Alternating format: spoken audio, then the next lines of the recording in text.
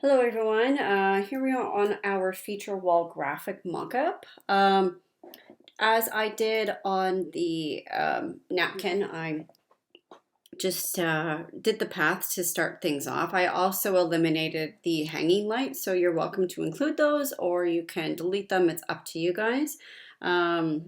Just saved from having to go all the way around those, but I do ask that you keep all those cushions in. So it's up to you to kind of figure out how much, we don't know why my path is going like that. How much detail you want to. I personally like to include a fair amount of detail in my paths. It just creates a little more realism when we're doing this. So really kind of getting in there and going in and around all those little bumps and grooves. Very strange. Okay, so again, I have my pattern open here. So we're doing our wall graphic. So I'm going to choose to use my large format one. And I'm just going to give it a little more extra space so I do have more pattern versus just this little small square here. I do want to see that pattern repeated a few times. And then again, this is just going to take some trial and error as to how you want this to look in your mock-up. Whether you prefer that to be repeated several times, you might need to do a few step and repeats from Photoshop, or you might want to just open up the box from Illustrator.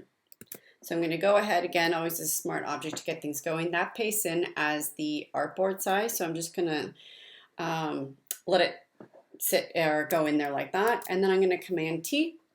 Oops, my path is selected. Command T on my pattern. So again, this is the key of why we use our smart objects, because now as I scale this up, I'm not losing any resolution. So now I get to decide how I want this to look. So perhaps I want it maybe about this big. I get to decide where I want. Perhaps if I do want it a bit smaller and I realize I need a little more pattern, I can either go ahead and match my pattern up from here, which might be a little tricky, or you can just go ahead and from Illustrator open up this box a little bit more so you do see a little bit more of that pattern and pop it in here. Again, when you're scaling that, making sure that you're using transform object only. So, whoops, gosh. So I'm just gonna go ahead and again, open that back up, decide where I want this to be cropped. Let's say maybe right about there. So nice and easy, I'm going to again, option click on that path. Using my selection, right clicking and a feathering, and just feather that one mark and see how it looks.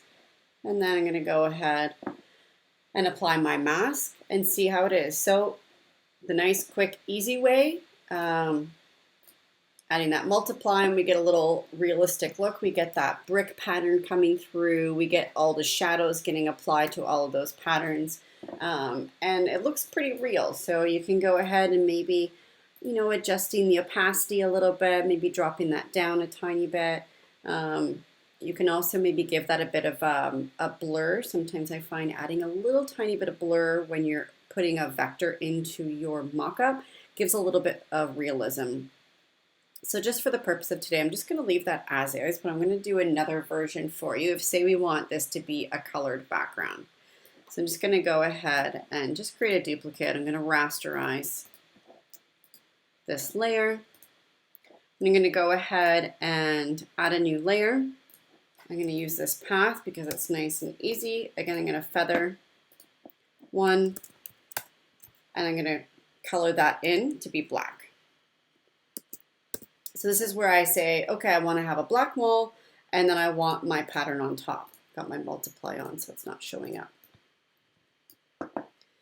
So it's not really looking super realistic at this stage. So you could try your multiply, but if it's black, it's not going to come through. If you do want that brick pattern to come through, I do find 100% black never really looks super realistic. So adding a little bit to your opacity. And then this is where we're going to just play with our pattern a little bit. So I think I'm going to go ahead and I'm going to add a little bit of blur. Oops, I meant to go add a little Gaussian blur so I can manually go in there. And then this is just a good little trial and error. I like having the preview on so I can see. Obviously, cranking it right up obviously is not so good. But having a nice zoomed out version of it so you can kind of compare to the blur on your items in comparison to this. So that's just technically or pretty much what we're trying to achieve is a little more realism in that. So I'm just going to bump it right around there and then press OK. And again, with this being, without it picking up our shadows quite yet, I'm just going to drop this down a little bit so it does almost just pick up a little bit of that background. It's not super, super bright and intense, so adding a little more realism to that. And now we can also, if you'd like, add a bit of texture if you want. So we can go Image, Layer Style, and we can go to our pattern overlay. So there are a few in here. You can import other ones. And this is where you can maybe just do a little bit of trial and error. Perhaps maybe some of these could pick up a little bit of a realistic approach to, so this is where we can crank these up, bring that scale up. So obviously that's extreme. Just kind of trial and error here. So bringing all of this right back down because that's a lot. So anyways, you can go ahead and you can play with those. Whether or not you like that, I'm not looking for this to be bang, bang on. So it's up to you guys to kind of figure out if you do want to go ahead and add a little more realism to it, a little less realism. Just playing with this pattern a little bit, perhaps that adds like a little bit of texture, bringing that opacity down a tiny bit, pressing OK. So looking at that, if you're looking from afar, I think this is a pretty decent way of expressing how to my client, how I would want that or how I visualize that pattern to be conveyed on the wall there. Last thing that we would also like to do, it doesn't have any shadows, so it's a bit flat. So that's where we're going to turn these off, and we're going to just give a nice little quick visualization as to where we see our highlights and our shadows. So I do see a highlight here. So nice and simple. I'm just going to use my brush tool. I'm going to use that on a really big brush, and I'm just going to manually add a little highlight, a new layer for my shadows. So using that dark, and then kind of just stand back and squint. Sometimes we kind of just fake those shadows out just to kind of give a nice visual, or it gives it a little bit more depth and a little more realism.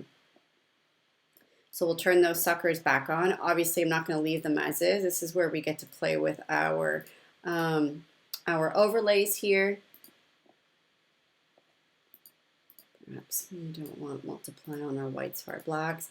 So then we can just bring that way down.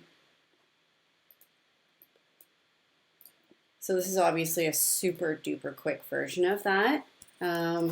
Oh, and another thing that we do want to do, we want these shadows and highlights to apply to our pattern. That does have the mask. So we hit Option until we see that little arrow. So those apply to there versus also to our actual items. So adds a little bit of extra depth, a little bit of realism to them.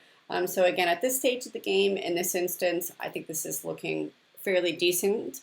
I'm happy with how that looks. We don't need it to be 1000% spend hours on this, but I do want you guys to take some time and do your best in making it look as close to kind of a realistic representation as you can. So good luck on that one.